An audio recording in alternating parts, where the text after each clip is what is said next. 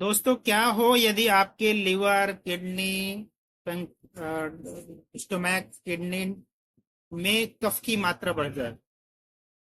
यानी पूरे बॉडी में जब आपकी कफ की मात्रा बढ़ती है तो आपको सबसे बड़ा कारण कब्ज होना और पेशाब अधिक आना, जिसे प्रमेह कहते हैं।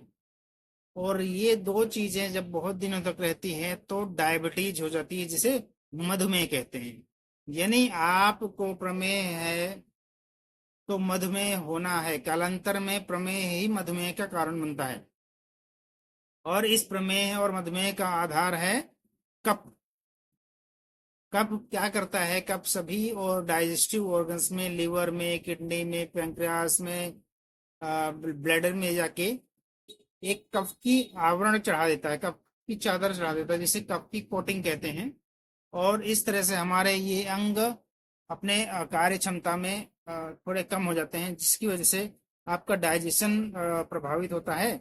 और फाइनली आपका हेल्थ डिसऑर्डर होने लगता है, यानी डायबिटीज जैसी समस्या आती है। डायबिटीज होने की वैसे तो डायबिटीज दो प्रकार का होता है, एक पेशाब वाला, एक बिना पेशाब वाला। यदि पेशाब वाला डायबिटीज है तो आपको ये लक्षण शुरुआत में हो सकते हैं। पेशाब अधिक आएगा, कब्ज रहेगा, कमजोरी होगी, पिंडलियों और जांघों में दर्द होगा। ये डायबिटीज का पहला स्टेज है। यानी ये प्रमेह का भी पहला स्टेज है और डायबिटीज का भी पहला स्टेज है। अब देखना यह है कि आपने चेकअप कब कराया है। प्रमेह रहने तक में आपने चेकअप करा लिया या डायबिटीज होने के बाद चेकअप कराया।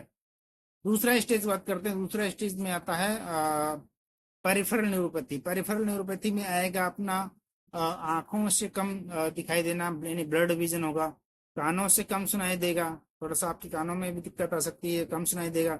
और स्किन रूखी हो जाती है, स्किन में ड्राइनेस आने लगता है, क्योंकि सबके शरीर में पानी की कमी होने लगती है।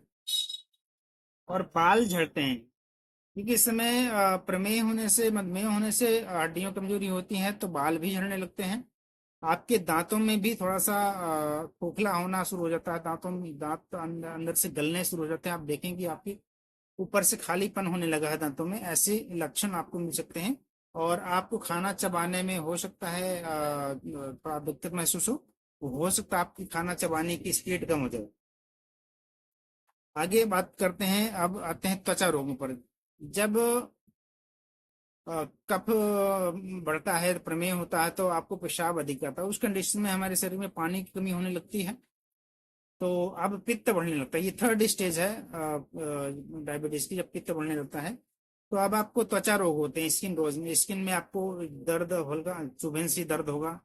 आपको ड्राई स्किन होगी, उसमें फोड़े फुंसी हो सकते हैं, उसमें रेडनेस हो सकती है, थोड़े थोड़े रैसेस से होने लगेंगे।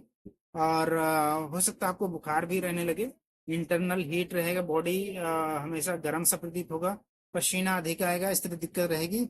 और दस्त भी लग सकते हैं इस कंडीशन में। सबसे बड़ी बात है, आपको आपके सोल में, पैरों के तलुओं में फोड़े फुंसी हो सकते हैं। कहीं भी ऐसे फोड़े फुंसी होंगे जो ठीक होने की कंडीशन में रहेंगे या जल्दी ठीक नहीं होंगे। यही डायबिटीज का एक बहुत खतरनाक स्टेज है। इससे बचने का प्रयास करें और डायबिटीज का सही इलाज करवाएं।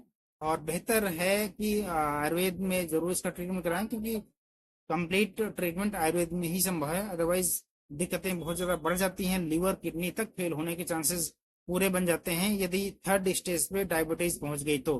धन्यवाद।